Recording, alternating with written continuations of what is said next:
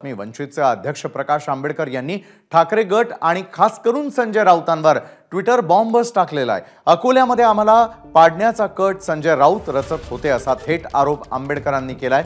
एवढंच नव्हे तर ट्विट सोबत त्यांनी एक फोटो देखील जोडलाय। या फोटोमध्ये एक हात पाठीत खंजीर खुपसतोय आणि त्या हातावर संजय राऊत असं लिहिण्यात आलंय। संजय किती खोटं बोलशील या वाक्यानं या ट्विटची सुरुवात होते।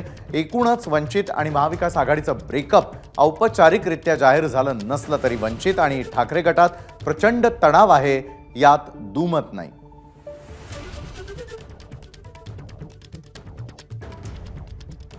तर प्रकाश आंबेडकरांनी नेमकं काय ट्वीट केलेलं आहे तेही पाहूया। प्रकाश आंबेडकर ट्वीट करतायत, संजय किती खोटं बोलशील। आपले विचार एकसारखे असतील तर बैठकीला बोलवत का नाही।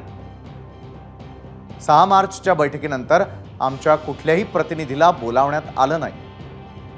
आजही तुम्ही वंचितला निमंत्रित केल्याशिवाय बैठक घेतात। तुम्ही तर सहकारी असूनही पाठीत खंजीर खुपसत आहात।